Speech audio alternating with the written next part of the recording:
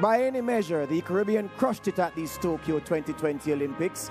We had history makers, we had record breakers, we had narrative disruptors. And when you put what the Caribbean did alongside what the rest of the world brought to Tokyo, all in all and all factors considered, Tokyo 2020 will go down as a success. The rest, Thomas Bach and his team will have to reconcile with the Japanese public and the Japanese local organizing committee. Good evening, welcome to Tokyo Prime, the evening edition. My name is George Davis. The cast remains all-star. On stage with me, Pauline Davis-Thompson, still basking in the afterglow of the success of the Bahamians in the men's and women's 400. We don't grudge her a jot because it is her right to be exultant about what two amazing athletes from that tiny collective of islands managed to do in Tokyo. The man who renamed himself on Tokyo Prime, the morning edition, Maurice Wignall is what you know him as. He says his name is Andre. That's what everybody refers to him as. So anywhere you see me, just say Andre. If he doesn't answer to that, you can call him Image. It's an inside joke. We'll tell you more about it later,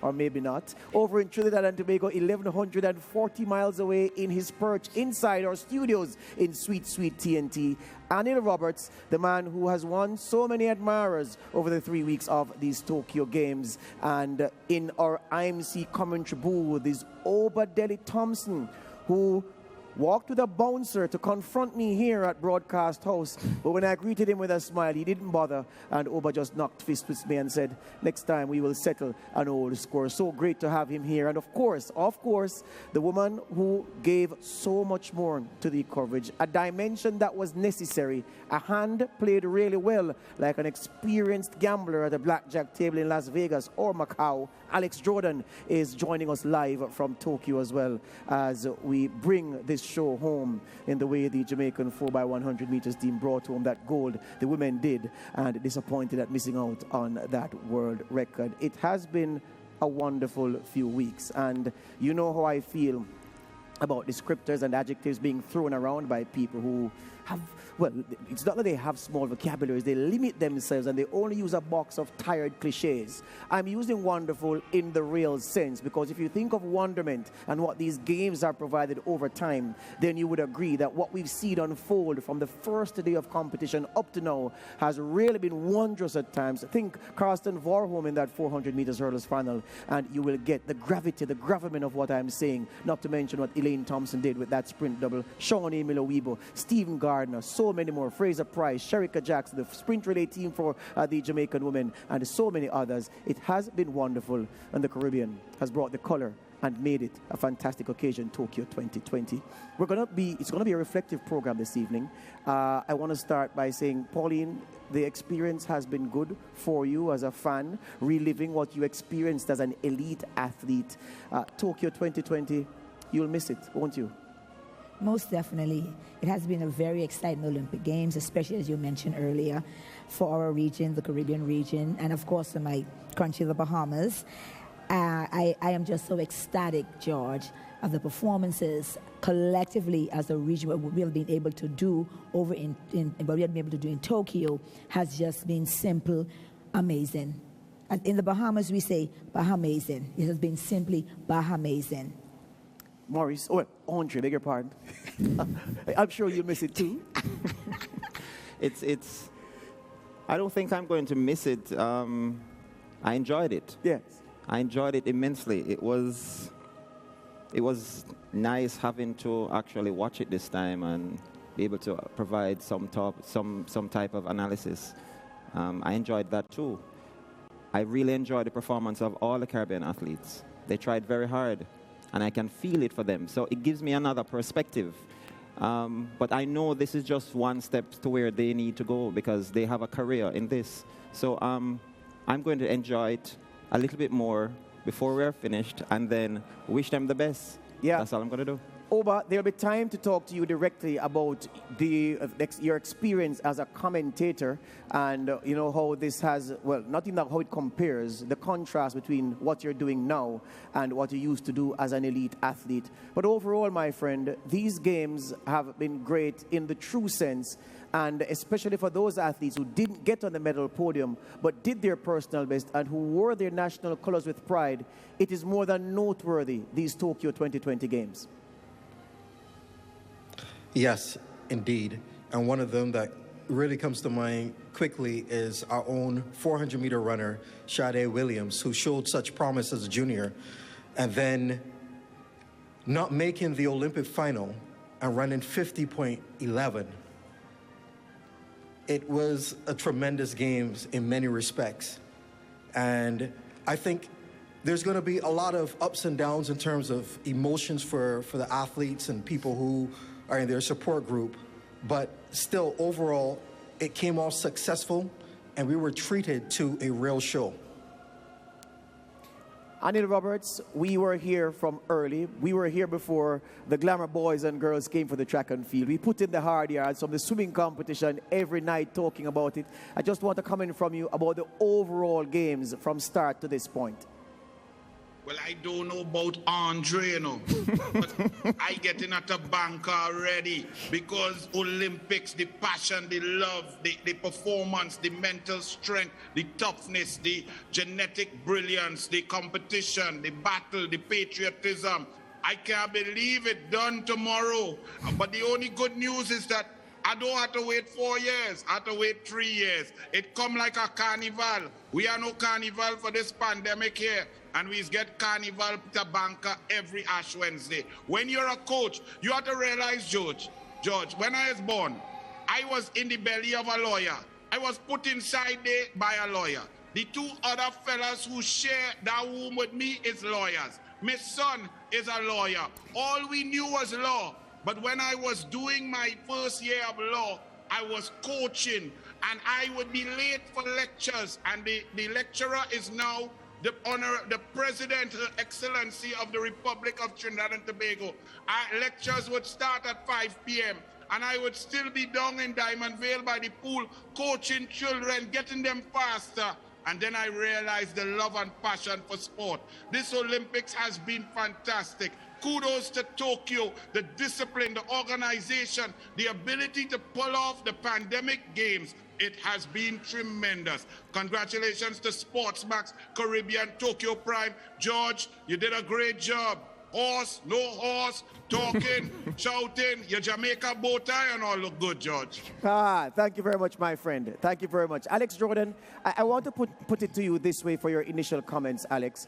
The reason we are so pleased with the job that you and the team have done in Tokyo is because for several cycles, well, from the inception, notwithstanding the great work that CMC did, the Caribbean has been crying out for coverage that prioritized their own. We didn't want to be second thought or third thought or no thought at all when the big networks blabbered about their athletes, even when those athletes didn't medal and were beaten by Caribbean athletes. And so, from your perspective, those interviews you did with the athletes, those interviews you did with us here on Tokyo Prime, that was what sewed up the connection between the viewer at home and the experience that we were trying to transmit, to say, look, this is a collective of your people covering the games for you, talking about those athletes, men and women, who've gone to war to bring pride back to those nations. That is why we're so happy with what we've done. That is why I'm so happy with your contribution. Oh, well, thank you, George. Yeah, I mean, what an extraordinary experience, and what an honor and a privilege for me personally, and I think for us collectively as SportsMax, to be so close to all of the action. I mean, you've summed it up beautifully there, and someone commented on my social media last night, it has been such a different experience watching this Olympics and not having to squint your eyes to see our athletes. As much as it has been because of our, a great position trackside, but I think it has also been as a result of our athletes who starred up the show. Not just with their brilliant performances, but with their flair and their Caribbean personalities. It has been such a special, special occasion. And I think even more important for people during this pandemic, it's been such a hard time for us collectively as a globe. And to be able to switch off for a few hours and plug in to this extraordinary games has been good for us all. And of course, it's already Sunday morning here in Tokyo, and I'm already feeling nostalgic. There you go, there you go. All right. what about the Jamaican, a Jamaican bronze medalist, the man who's the reason for me losing my voice, and that was almost unprofessional of me. A man who talks for a living can't afford to lose his voice, but Hans the Parchment caused it, and the next time I see him, I'll be having strong words with him. He almost didn't make it to the big dance because the dance before, he was almost absent. And then he posted a story telling us what really happened. You're going to find this to be interesting at the very least. So guys, I have a little story.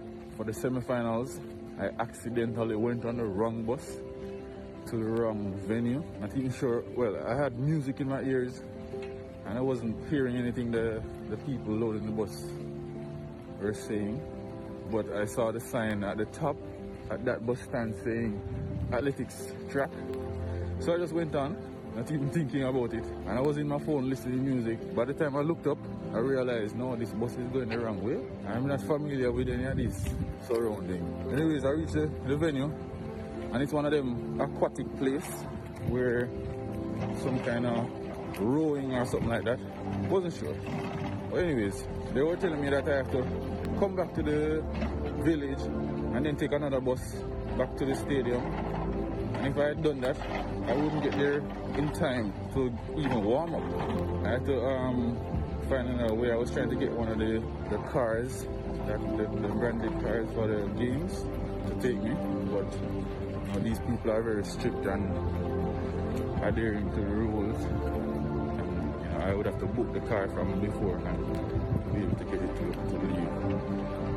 But I saw this volunteer and I had to beg because of course she's not allowed to do much, and she actually gave me some money to take one of the taxis that affiliate with the whole games, and that's how I was able to get to the warm-up track at the stadium and with enough time to warm up to compete, and that's just awesome. So I'm gonna find her this morning and show her my gold medal that I was able to get because she helped.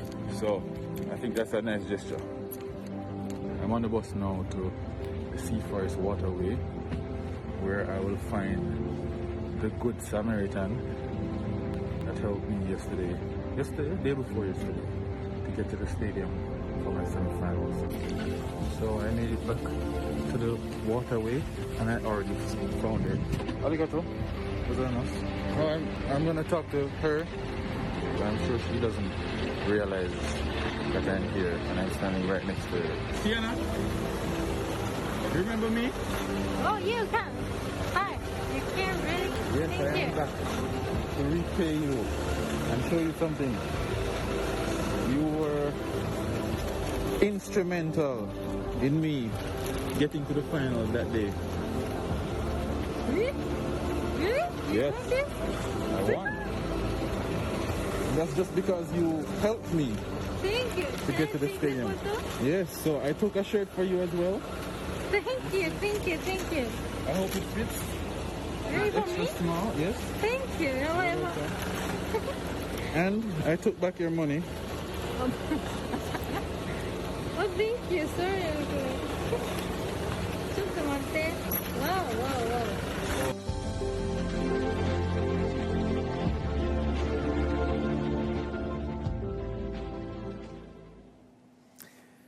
Alex Jordan, sometimes the script writes itself in such a beautiful way, makes fools of those of us who are trying to find angles for stories to tell.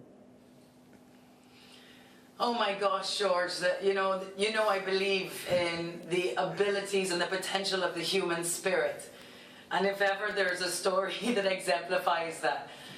And that story is so perfect in so many ways, because Hansel is quite right, that there are so many rules and regulations surrounding those volunteers. That lady took a risk in helping him that day, and thank God she did, and what a wonderful story. This man goes on to win the gold medal. This is the Olympics, all in all. Yeah, that's precisely what it's all about. We take a break here on Tokyo Prime, the evening edition. Back with much more after these.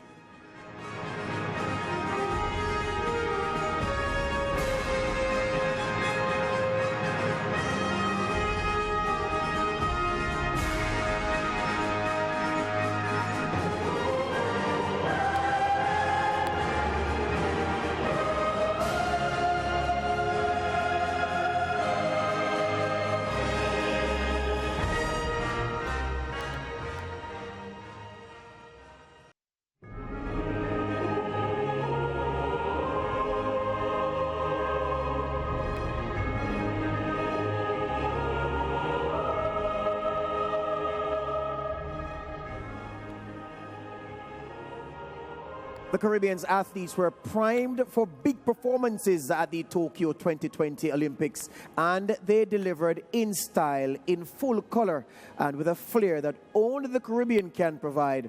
Oh, how these games have been illuminated by the men and women of the Caribbean, bringing the snaz to an occasion that really needed the stardust sprinkled by the likes of Tom Sahira, Gardner, Miller Weber and company.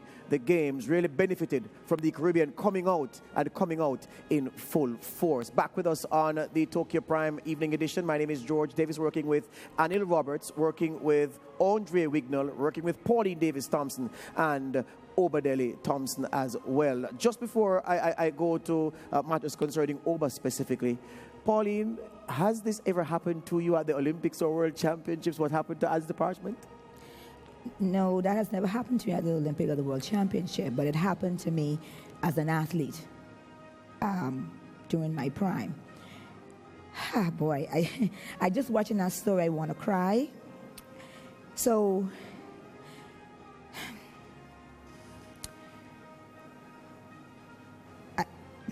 I'm trying to take your time. We're here. I'm trying to figure out how to say the story. It's a part of my book, but what actually happened was I went through a terrible time as an athlete for the Bahamas. I was in the wilderness. I felt alone. I felt neglected by everything and everyone. And I remember I was in a serious depression, and I remember my father's voice. I remember my daddy saying to me, "Get up, baby, get up out of the bed, get up." And I thought I was in a dream, but I could feel my father's presence right there with me. And I remember I woke up, and I decided I was going to pack all my stuff and I could head back to the Bahamas. I got back to the Bahamas, and it was a little rough. And I remember I still was trying to keep it together, not trying to lose it. And I remember I went out to Goodman's Bay. Goodman's Bay is in the Bahamas. It's this beautiful beachy area. It's like a park. It's a nice grass area. And I trained there as a kid for many, many years. And I remember I was there early in the morning. I was working out. Well, what I would call working out, but it was just there to try to get my head together. And I remember this man coming to me, and I remember this man saying to me that the PM wants to see you. And I was looking like, you got to be kidding. So I didn't believe him, and I remember this man, he came back a second time. And he was like, "I told you the PM wants to see you." And I said, this doesn't make any sense. "Sir, I don't even know you." He said, "You don't have to know me, but the PM wants to see you." Anyway, George, he came back a third time, and he was like, by this time I went there at 3 a.m. in the morning to make sure if he comes back around the same time, he wouldn't see me. But I don't know how he figured out I must have went there early. And he just came and he held on to my hands, and he was like, "I'm going to take you to the PM right now. I'm going to take you to him right now." And I was like, "Sir, can you just please let me go?" He's like, "Look, the PM really, really want to see you." He said, "Okay, do me a favor. Please do me a favor. Just call the PM's office, and you'll really see that I'm telling you the truth." And for whatever reason, by the third time, I'm like, okay, this is, something ain't right. So I said, okay, I'm just going to, on a whim, I'm just going to make the phone call. And I remember making that phone call. And I remember going to see the Prime Minister. And I remember him looking at me, and he told me that failure wasn't going to be an option for me, that I wasn't going to fail and need his watch. And I was so upset. And when he said that to me, I mean, the floodgate just opened up, and I just cried like a baby. We call that Prime Minister, his name is Hubert Alexander Ingram, and we call him Papa. And Papa came around, and he held my hands, and he said, "I mean that. You are not going to fail on my watch." And I said, "Sir, how could you say that to me? How could you say that to me? So much stuff happened that hurt me." He said, "Listen, I need you to believe me." And that Prime Prime Minister, George. He literally, single-handedly saved my athletic career because I couldn't believe it. Like I'd given up. I just had given up on everything. So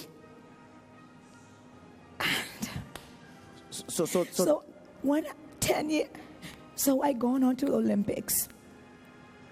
There's a lot more to it. I'm kind of trying to piece it together very quickly. So I went to the Olympics and I won a silver medal. And I felt that I let him down, that I let my country down.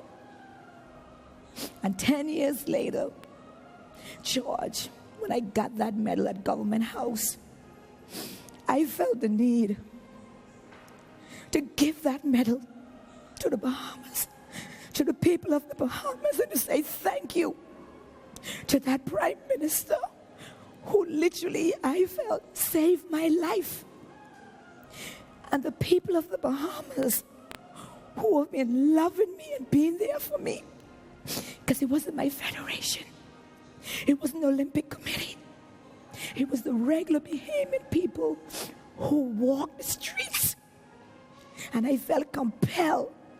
I felt that that medal wasn't mine to keep. Yeah. And I took it to Parliament, and usually you don't get to interrupt Parliament. And they kept saying to me, Pauline, you can't go. I walk in my high heel, and I'm an athlete. I walk in my high heel shoes. And I went to that Parliament, and I interrupted, and I went to the Prime Minister Ingram, and I placed that medal around his neck, and I said to him, sir, I thank you from the bottom of my heart for what you did to help me to attain this, but not just that, what you did to bring me back. My coach, Mr. Neville Wisdom, and that's my coach, Dad, and I love him with my heart and with all of my soul, said to me, how could you, what did he do for you? But I never spoke it. No one ever knew. George, I never told the story to anybody. It's in my book. Yes. Running Sideways. Somehow, I'm kind of related to this situation where the... Yeah. Because, and I can help, if you may, if you allow me, the link is this. That 110 meters hurdles gold was the most momentous occasion in Hans de Parchment's life. It may be the apogee, the apex of his athletic accomplishment. That was made possible by a good Samaritan in the form of that Japanese volunteer. It's also the magnum opus of Hans de Parchment's veterans coach, Fitz Coleman's career. He's coached many athletes and I hand in many important athletes and many important things. This gold medal marks the apex of his coaching achievement. It may not have happened, not because Parchment wasn't good enough, but because of a mixed-up where transportation was concerned, but for the intervention of that Samaritan. Pauline Davis Thompson is saying her Samaritan was her prime minister at the time. Yeah, and the funny thing is, George, several years later, they broke into my home and they stole my computer, my television, they stole all of these things and they stole my medals. And would you believe that is the only medal that I have? I don't have it because I gave it to the people of the Bahamas. But it's in the Central Bank of the Bahamas. Yes. That's where they keep in that medal. Yes. Can you go figure that one? Absolutely. Absolutely. Absolutely. You know what? I'm very happy you gave that to us. I'm very happy you gave that to us. No need to add anything to that. Let's take a break, and when we come back, we'll talk about Alberta Lee Thompson.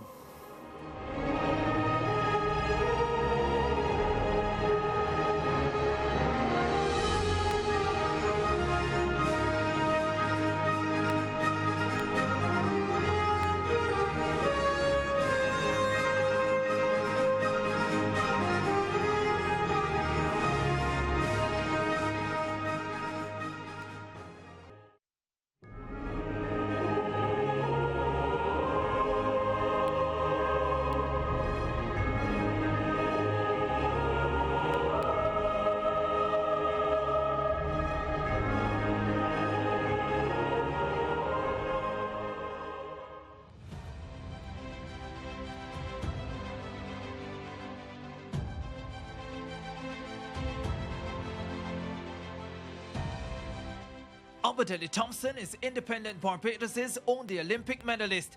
Alba won bronze in the 100 meters, clocking 10.04 seconds to finish behind Maurice Green of the USA and Trinidad and Tobago's Atta Bolden at the Sydney Games in 2000.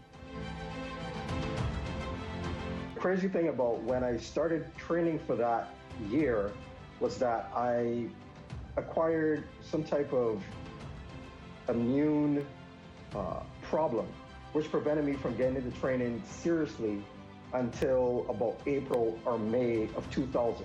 Just couldn't train. I could not finish workouts. I couldn't do any lifting. Things that were very easy for me, I was struggling to do. We did a lot of testing, and basically the approach was to make sure that I stayed active while we figured out what was going on. And it took us several months before we could stabilize with the training.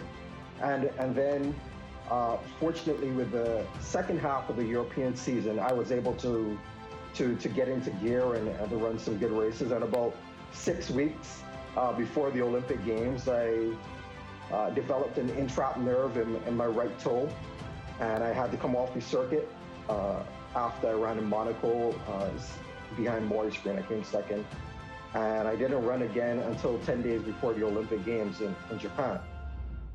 Despite the setbacks, Alberta Lee found a way. In our conversations, I think he knew where he was headed. I think he knew what was ahead for him. And I think that he was managing it quite well. Oba has a different type of drive that I haven't seen in a lot of athletes. He's very good at internalizing things. He's very good at being able to manage the stress level and the expectations that were placed on him. And I think in those conversations that we had, even though he didn't say it directly, I think inwardly he knew where he was and what was ahead for him.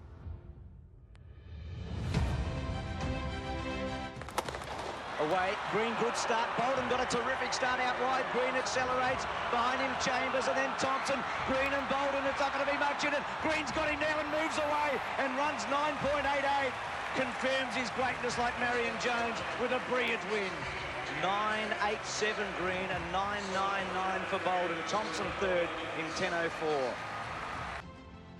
It was a tremendous feeling. Actually, mixed feelings, because I knew I did not run the best possible race that I have prepared for. But at the same point in time, it was such a blessing. It was such a blessing to have overcome so many hurdles to be there. It meant a lot to Barbados. I can't remember any other accomplishment or any other demonstration of a Barbadian's prowess in any endeavor that could parallel this. Maybe when Sir Garfield Sobers, the Right Excellent Sir Garfield Sobers now, was knighted by the Queen in Barbados for his cricketing accomplishments. But by and large, this was a feat that transcended sports. This really said to Barbadians, you could be on the global stage and that you could excel and that you could do very well. And I think that we will always be indebted to Alberta Lee as Barbadians for putting us on the map in that regard. When it really hit me was when I returned home after the games were finished, right? So I was expecting, okay, you come and you meet the Prime Minister, the kind of usual things that happen. But then it turned out that there was a whole motorcade, and kids got their day off of school, and that was completely unexpected and nothing I'd ever seen before in Barbados. And I think it hit me more about what I had done and what it meant for people. Push your melon up a bit more. Beautiful, beautiful, beautiful. That's when you start to understand that although we play sports, although we might just, people are entertainers or whatever, there's a lasting impact. Like, people remember what they were doing, when they saw me compete. Like, it's a reference point in their lives. So even though I was running physically down that track by myself, I realized that others were with me every step. 4 Olympic Games since his marvelous feat, yet there remains no doubt that Alberta Lee Thompson is the best from Barbados.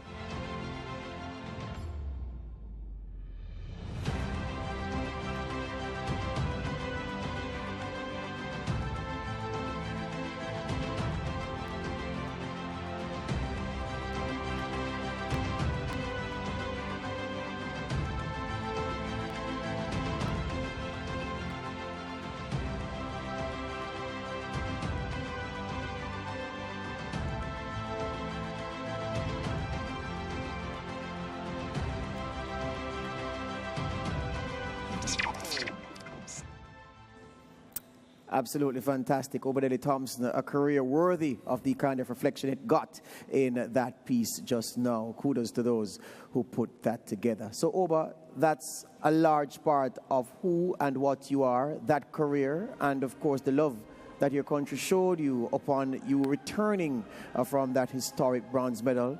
So let's talk about next phases now, because you say that the commentary bug, which bit you recently, is leaving you feeling nice. What precisely do you mean about the commentary side of things and your feeling about a career in this phase of your career?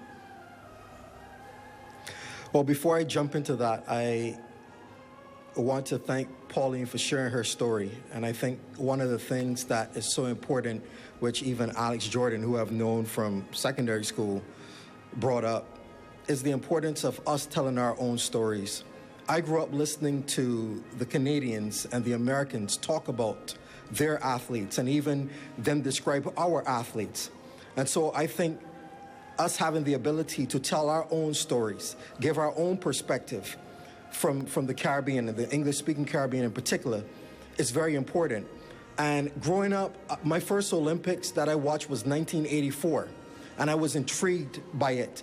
I got the opportunity to see our 4x400 meter relay team make the Olympic finals with our longtime 400 meter record holder, Mr. Elvis Ford, miss out on making the individual 400 meter final by one great Burt Cameron, the Jamaican, who had that outstanding run in the semifinals where he pulled up around 120, 130 meters and still miraculously made it home, but didn't show up for the finals. So I was a nerd, as it were, with athletics.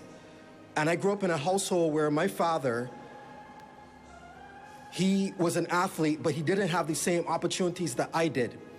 And it wasn't until I got older that I appreciated that my father, Dr. Alvin Thompson from Guyana, he was a champion here in Jamaica when he went to school at Mona. And then in London, when he did his master's, he was the London University champion, which is equivalent to NCAA champion. But he didn't have the same opportunities. But he exposed me to being able to watch the sport and to being interested in success and how people succeeded. And even before I realized how good I was as an athlete, I had that intrigue.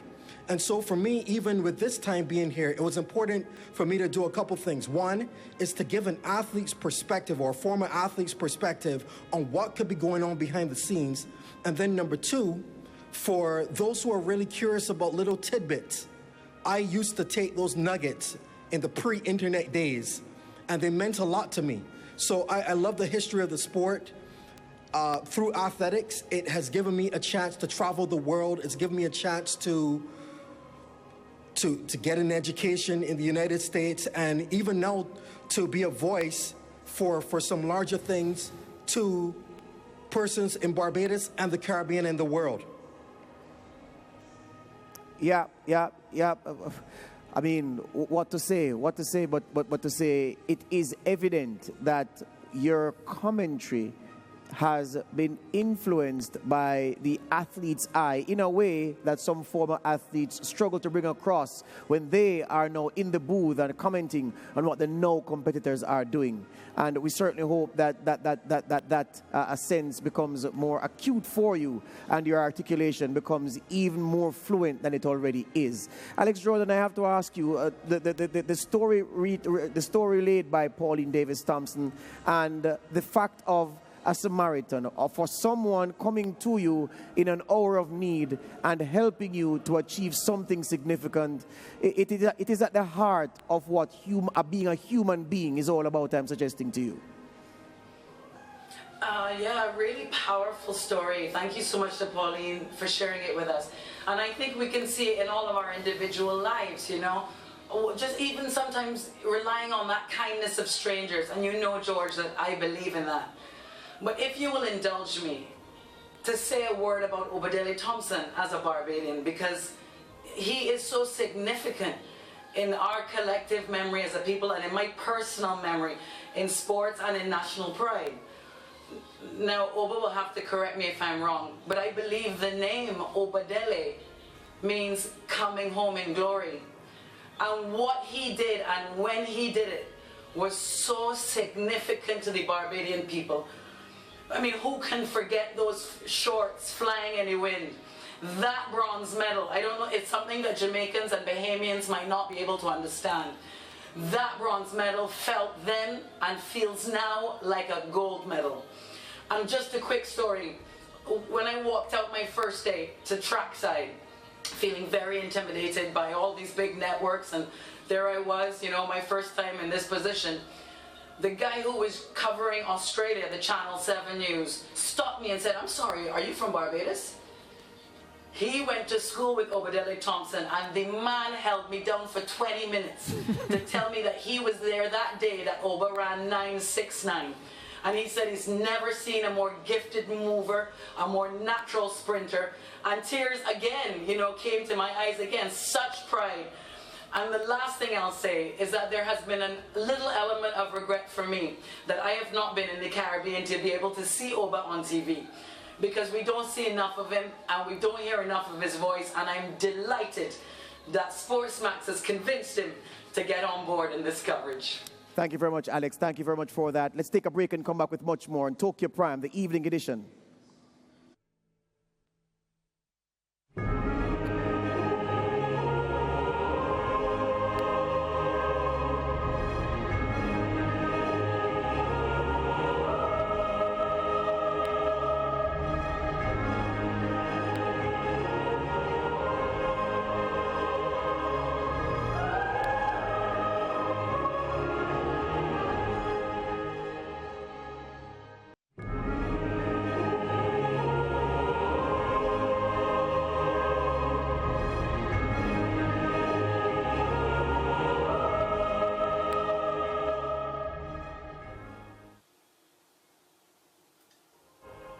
Evening edition. Oba, we are set to say goodbye to you from the show today. Just before you go, your standout moment of these games. These games, there are a few of them. I'm going to just name a couple athletes. Andre de Grasse coming through and finally standing on the top of the podium. We saw his potential 6 years ago, and it's finally fully realized by the Olympic goal. Special also to me because of his Bajan ancestry. Parchment, as we just saw, overcoming all that he has, and I can only imagine the stress of potentially missing one of the biggest races of your life in recent times, and then conquering the undefeated Grant Holloway in tremendous fashion, and then the two Bahamians, Shauna Miller-Weibo and Stephen Gardner, putting on master classes in how you run the 400 meters. Those stood out to me. Hear you on that. Well, it was a pleasure sharing this platform with you, my friend. The reaction from those who we've been sending the broadcast to has been tremendous. And I'm sure your voice will become the soundtrack to events like these in years to come. Really appreciate your contributions, sir. Top man. All the best. Thank you. Thank you. Excellent. And then, Robert, you've been quiet for a while. You know that I like to bring it around the corner to make all my presenters feel included. You've been central to this broadcast. And Anil, I just want to ask you to comment on the appearance of that Samaritan that Pauline Davis-Thompson spoke about, mirroring Hans de Parchment's own encounter with someone who helped him in his journey, or on his journey to achieving something magnificent. Well, I'm going to move fast. I'm going to move through those three topics there because I want to thank Pauline Davis for sharing that story, and I will get a copy of that book and read it because it's very important to know these things. And as we've been talking about throughout the Olympics is about overcoming mental strength, adversity, performing under pressure. And Pauline Davis, thank you for that. Now, the Parchment story, which is brilliant, amazing. I saw it on Instagram. It's fantastic. I look at it from a different angle. Jamaica, your laps. No athlete supposed to be going on no bus for no semi-final by himself. That's our work. Our job, when I am coach or manager, all George Bovell, all Leah Martindale, all them have to do is follow me, get on the bus, go there, warm up, massage, win medal, make final. Everything else must be managed. So what is Parchment doing? Choosing what bus he goes on at the venue. So I noted that. I must talk about Alberta Lee Thompson. You may not know, George, but in 1996, I did not go as the coach for Trinidad and Tobago to the Olympics. I had 3 qualifiers, 2 Trinbagonians, Siobhan Cropper and Kerry Ann Gibbs, and I had Leah Martindale from Barbados who came across. When I saw her in Barbados, I told her mother, look, your child has some talent. The mother took me seriously, sent her to live with my mother, and she went and made the Olympic team in 1996. But I had a little falling out with one of my athletes. They didn't want to train, and they were going for Trinidad and Tobago. So I took myself off of that Trinidad and Tobago team, and I went as the Barbados national coach for the 1996 Atlanta Olympics. Now, this was before any foreign coaches just get on national teams, and it's very jealously guarded and so on. But the Barbadians, of which Alberta Lee Thompson was the #1 athlete, and the management and the staff and the chef de mission, welcomed me as a Bajan, welcomed me and treated me with total respect. Leah Martindale went on in that Olympics to become the first Barbadian to make an individual final in Olympic history. She came 5th. Some Barbadian athletes had made it in 1948 and 1952 as part of the sort of Caribbean region relay team. But then after that, I was in the stadium in my Barbados equipment looking at Alberta Lee Thompson, who then came 4th in an Olympic final. Alberta Lee Thompson, you can hear it in his interview, the humility of this man not understanding what his medal meant to Barbados. Secondly, you can hear him, even though he got the bronze, which is the greatest achievement in the history of Barbados at the Olympics, he said, boy, I could have run faster, I could have do better.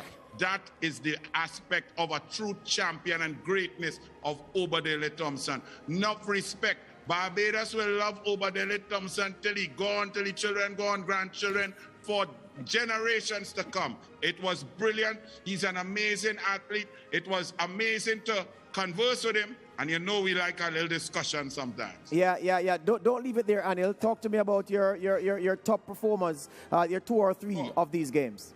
Overall, whether it's swimming, you know I love my swimming, so all the swimmers, you know, Caleb Dressel overcoming, he wasn't so sharp, but coming out for world record gold medals. Titmus, Australia, Great Britain, your boy PT. Swimming was just great, Ledecky versus Titmus. In the track and field, I will say that Elaine Thompson-Herah puts down one of the greatest performances of all time. But I must recognize Hassan from Netherlands, winning the 5,000 and the 10,000 and having the audacity to believe that an aerobic-based runner could get down in a long sprint, the 1,500, and she still got a bronze. Overall, taking up an event by Warholm of Norway. I will watch that race over and over as the triumph of the mind over the body. Warholm will never run that fast again. Warholm put everything mentally into that performance. Coaches must study that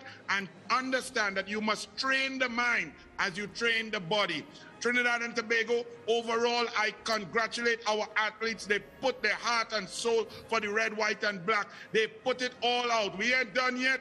We still have Nicholas Paul on the bike and Kwesi Brown later on. But on the track, they gave it all. Whether it's Jareem Richard, Keshawn Walcott, he was prepared. He didn't have such a good throw, but he was there and could have been in the medals if he threw 88 meters. In the 4x4, Hilaire gave it his all, but couldn't do it in the final because of soreness. We did well. We performed well. We gave our heart and soul. So we walk away with our heads held high. Thank you very much for that. All right, we're going to take the break. When we come back, we hear from Pauline Davis-Thompson and Andre Wignall.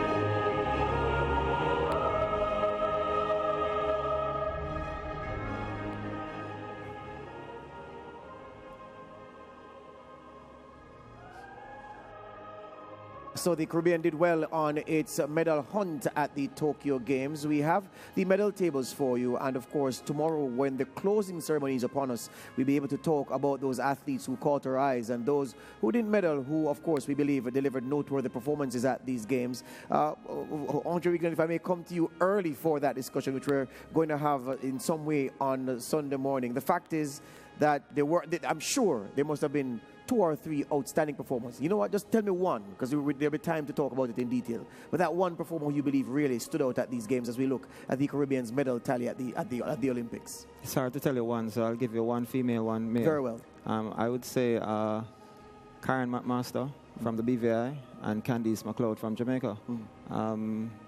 Karen Mcmaster, you know his story. Hurricane came in, his coach died.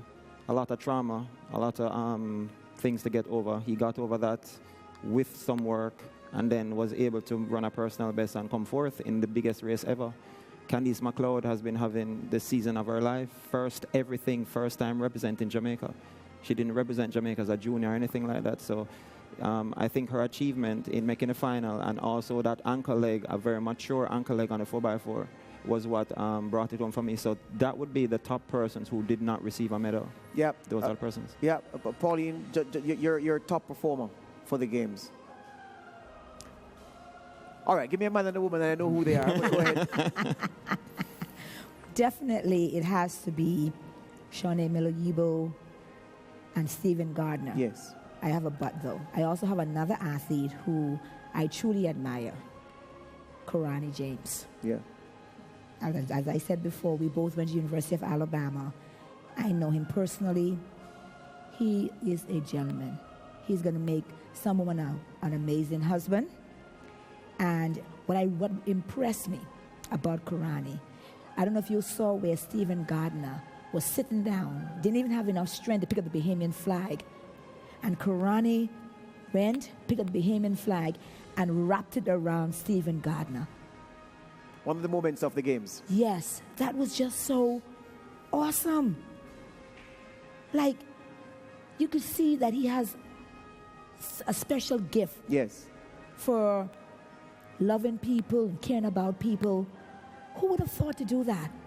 He went and helped a fellow athlete who just spanked him, as we say in the Bahamas. He just beat the crap out of him. Yeah. And he picked up the Bahamian flags and wrapped it around him. Yeah. That was very impressive for me. That was a class moment. Alex Jordan, you're over there in Tokyo.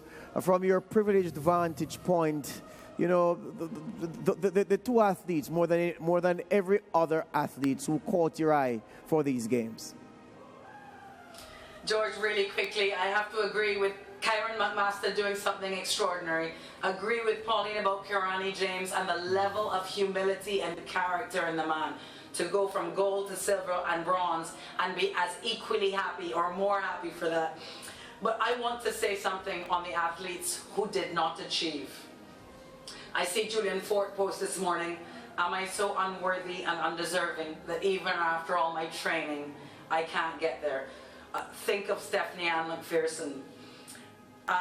Think of Zarnell Hughes, false starting in 100 meters and picking himself up to face the press. The level of character shown by these athletes has been one of the highlights of the Olympics for me. But I want to say that one of my favorite athletes was out of Grenada, the decathlete by the name of Victor Linden. He actually only finished 7th, but he was hurt. He was carrying an oblique injury, and he feels like he got a lot of bad luck. You know, it's 10 events, so you know things can happen. But he showed extraordinary character, so well loved by people. It was great to watch him. And he was one of my highlights. Of course, Elaine Thompson-Herah. Sherika Jackson performed in 4 events and got 3 medals. And we know it could have been 4. Simply outstanding. Sifan Hassan, also on my list. I'm sorry, I couldn't choose 2, George. Extraordinary showing. Yeah. From the moment, from the swimming moment of Alex, where we saw youngsters who you could see that they wanted to do so much better than their actual results suggested. And it was important from that early in these games to make them aware that you've already done us proud by ascending to this, the highest level. And you've given your best. And what it is, these games are just a platform for you to train harder and come back and make an even greater impression. But it's not for you to feel as if you've let anybody down by not winning a medal or making a final at the Olympics. Absolutely. And you have to contextualize your performance. You know, not everyone is going to get on the podium. If you get a personal best in your event, that is extraordinary amongst the world's best. So I think that's really important. And I think it's important to remember that sometimes it doesn't work out. You can give your everything and you don't get there. Yep. Let's look at... You go ahead, Alex. Go ahead. No, go ahead, George. Right. I was saying that as we go to the break, let's look at the medal table and look at what the Caribbean has done for itself so far.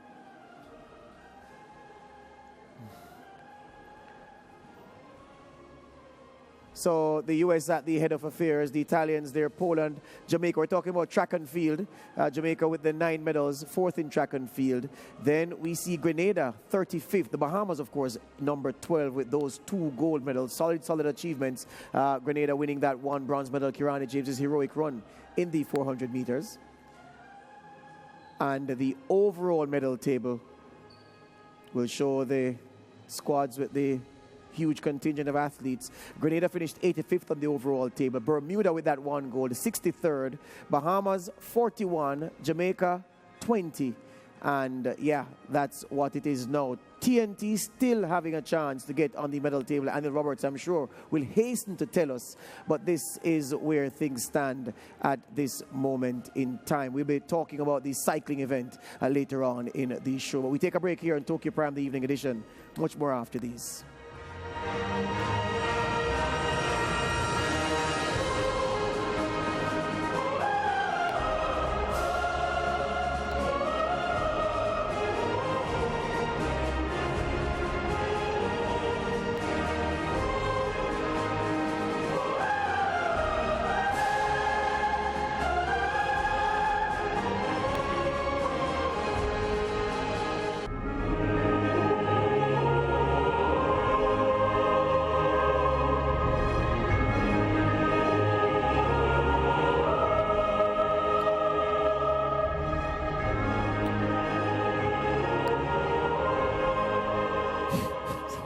What about the Elaine Thompson-Herah supremacy? A sprint double like no other. She entered these games with something to prove to those critics who said the big occasion didn't sit well with her. She didn't perform on the big stage, which was amazing to think, because this is a woman who had won the sprint double in Rio, but yet still her critics would draw for several examples to show, well, she didn't perform here, she didn't win gold there, she didn't do it there as grist for their mill.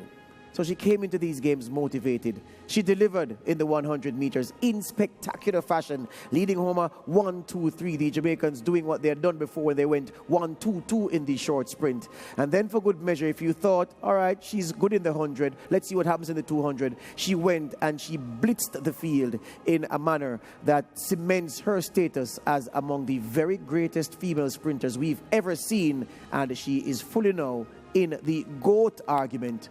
Or is she? It's a question I'm putting to Maurice Wignall first. Does this now vault Elaine Thompson here in the way that nobody would argue about Shelley and Fraser-Pryce being a contender for the title of GOAT? Does Mrs. Thompson-Herah now enter that reckoning sitting at the same table as Fraser-Pryce and others? Well, let me tell you, you can't argue with the stats. If you're going to have a discussion about who is the greatest of all time, I think you would have to have a criteria. What are the things we're looking for that makes them the greatest? Elena has checked all those boxes. She has done gold in all her events here in Tokyo. She did it before in Rio. She is obviously included in that discussion. Whether she's the best, no. I have my biases. I know people have their biases, but the stats don't lie. So if you're going by the stats, she's the top runner right now. fact is, Pauline, no woman has ever done what Thompson-Herah has done in Olympic history. No woman sprinter. So does this now put her at that table when you're talking about, okay, that's the dinner party of women who are to be considered candidates for the title greatest of all time? So I have a little different opinion from Maurice. So when I'm thinking about the greatest of all time, I'm thinking about the body of work of the athlete, from a junior athlete straight up to the Olympic Games. It can't just be the World Championship or the Olympic game. For example, we said that Bolt is the greatest of all time. And I completely agree with that. Why? Bolt was a Carifta champion, a World Junior champion. He checked the box in every single thing. He climbed that ladder till he get up to the Olympic Games. And then he won several gold medals. So in Bolt's case, yes, I agree that he's the greatest of all time because of his body of work from a junior athlete all the way up to the top.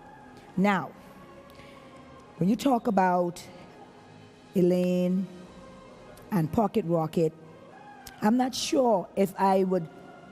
They had a great Olympic moment, both of them. But for me, when I look at the greatest of all time, in my humble opinion, that's the way that I look at it. Mm-hmm. It can't just be from Commonwealth Games or the Olympic Games or the World Championship. It has got to be from the ground all the way up. By that perspective, then, who then would be your 2 or 3 contenders for this title of greatest of all time, if not any of the 2 ladies we're seeing celebrating there? I'm not saying they shouldn't be a contender, right? I'm just bringing a different angle. No, and I'm accepting that totally. I'm accepting that without reservation. I'm showing a different angle. Yes, but who would be, because I'm sure the viewers will be keen to know that. Okay, so who would Pauline be leaning towards then if she had to make a decision?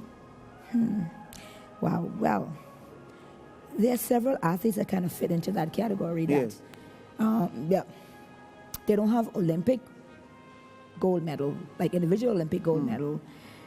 So, well, let me buy you some time by saying this to you. the youth medals or the junior medals that you would say would have to be part of an athlete's CV for them to qualify for that designation.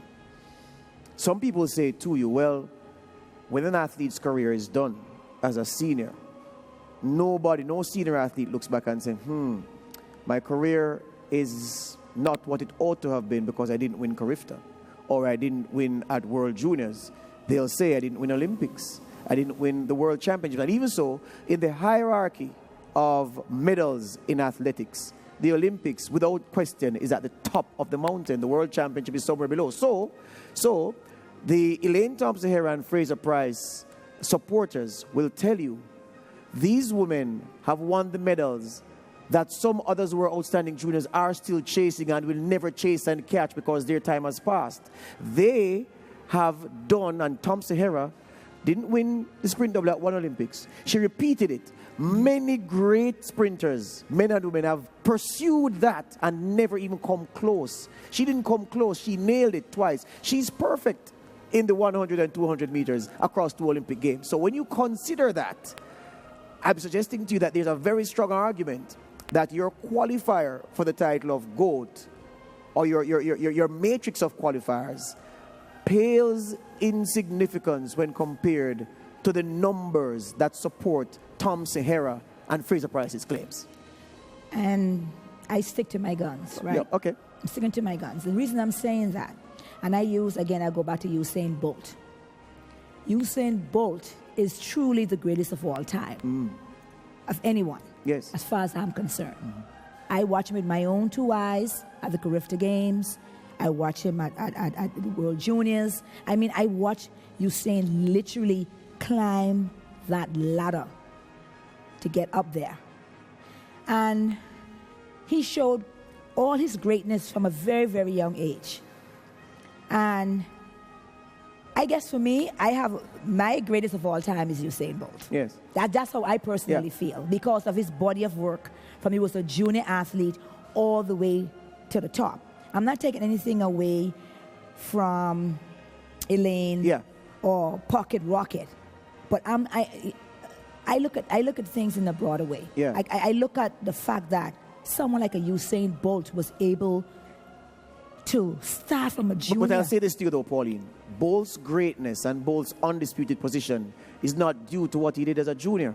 Because if he had done as a junior, not done as a senior, then it would have been a career that the promise was not fulfilled. Mm-hmm. But the promise became fulfilled by what he did at the World Championships and certainly at the Olympics. So I'm saying, if the Olympics represents the highest level, Tom Sahara has done something that no woman before her has ever done, and many women have tried to. How can that not put her? Remember now. One other thing, which is important.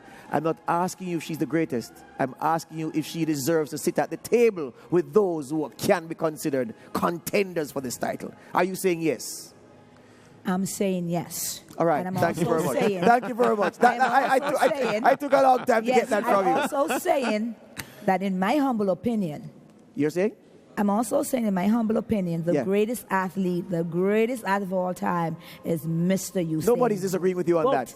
That's what I'm saying. Alex Jordan, the Tom Sahara conversation. Does she deserve to now sit at that table? The room that they say, in this room sit the women who are contending for this title of GOAT. Does she get into that room, Alex?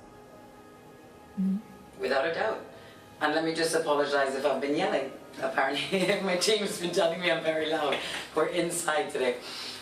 Definitely, she's great on and off the track, my friend. I mean, she's worked not only on her craft, she's worked on herself, her personality, her character, her ability to interact with the media and her fans. I admire her extraordinarily, and what she's done here, the level of dominance that she has shown in Tokyo has been something to behold. And then, Roberts, the question is yours. Let me humbly and totally disagree with my beautiful lady, Pauline Davis. Junior competition has nothing to do with the greatest of all time. If it did, then Serena Williams would not be in the argument because her father never put Venus and Serena in any junior tennis whatsoever. They turned professional at 15 or 16 and Serena is the greatest tennis player of all time. Elaine Thompson-Herah is the greatest female athlete, not only in track and field, but is in the argument of the greatest female athlete across any sport of all time. What she has done at the Olympics in an event, track and field, that every country participates in, all 207 sovereign nations. Every human being is born to walk and run. Not everybody plays golf. Not everybody drives car. Not everybody bunks a basketball. Not everybody takes a tennis ball. Every single human being runs and walks in the world. She did that. She won 2 blue ribbon events, the 2 blue ribbon events that are the highlight of the Olympics on 2 occasions, making it 4 times. She ran events that if you make one mistake, even if you are the best, you will lose. And she did not lose. She did the double-double and she backed it up with another relay. In this era of greatness with Mummy Rocket and others, Sharika Jackson, Talu, Okapare, the Aure, come down the line, shippers, these great athletes, it is the prime of female athletics in the history of athletics, and she stands ahead. She came back from an Achilles injury, an injury that Kevin Durant is now trying to come back from, that many athletes have never come back from. She did the surgery and she came back and climbed to the peak of the mountaintop. She did this during the pandemic where everybody, coaches, athletes were confused, mental pressure and so on. She did that. She stayed at home in Jamaica and trained. Coming from the islands, from the Caribbean, that adds to her a mystique. She also had to go through in 4 events to win the double-double in Jamaica trials to make the team. Sometimes the Jamaican trials is faster than the Olympics to make it. She did that. And she carries herself with a certain je ne sais quoi, a certain class. She did it her way, and it's brilliant. I am putting her in the discussion with Serena Williams, Steffi Graf, Lisa Leslie, and all the female great athletes across any sport. I think that she could be the greatest of the greatest. Hear you on that. We have to take the break right here. Tokyo Prime, the evening edition. We're going to talk some cycling when we return.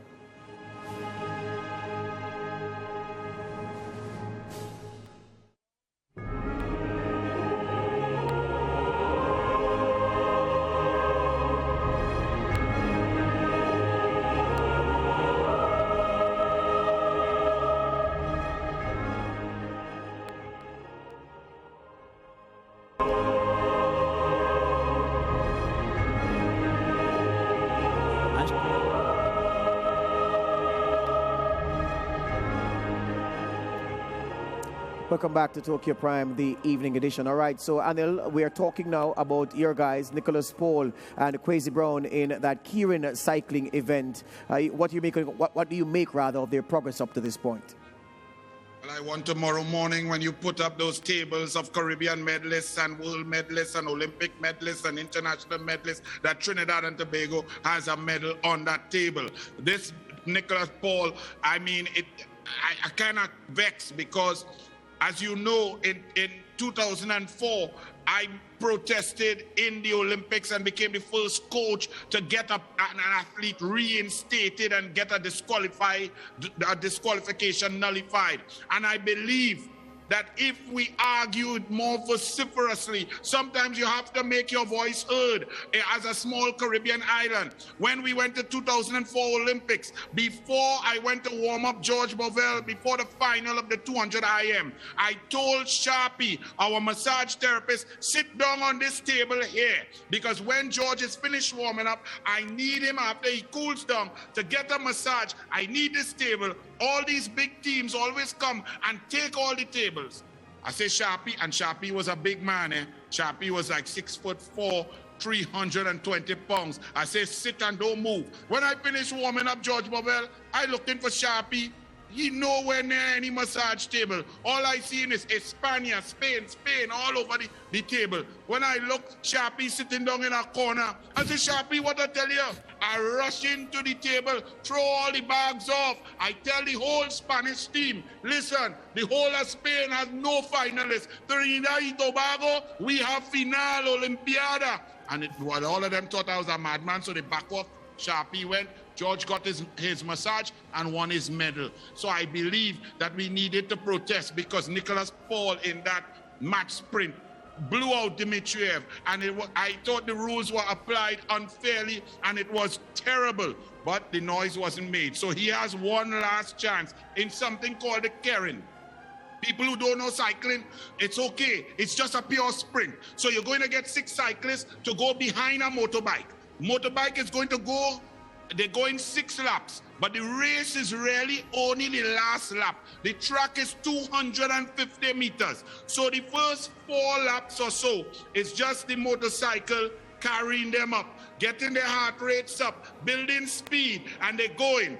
The cycle will then move, and then it's all hell break loose. Man had to pedal, man had to fight for spot. It's extremely dangerous. They're getting up to top speeds of 73 to 74 kilometers per hour, coming up a high bank. But Nicholas Paul is the man. Trinidad and Tobago is the man. And if he stays clear, we will have a medal, and we will eat double, celebrate, and I might try to get a Trinidad and Tobago bow tie to match you, George. Absolutely wonderful, Andy Roberts. And I leave you with this, my friend. I know that that cycling is a huge part of the TNT sporting culture. One of the very first novels I read, literature novels from TNT, written by one of my favorite writers, Michael Anthony. The games were coming, and he was writing about a bicycle race in Siparia and how the favorite, the lead character at that event was riding racing and trying to focus, trying to shake off a race that he had lost in Siparia. So yeah, I know that cycling runs deep, and I've heard from several friends in TNT who felt that Paul was robbed in the match sprint, and they're hoping for better luck in this event. We're out of time. We have to run. Just want to say thank you for your contribution, and make sure you tune in bright and early in the morning Caribbean time for Tokyo Prime, the farewell edition, as we bring you the closing ceremony and a talk about the best that we've seen at these Tokyo Games from first day, from opening day to the end.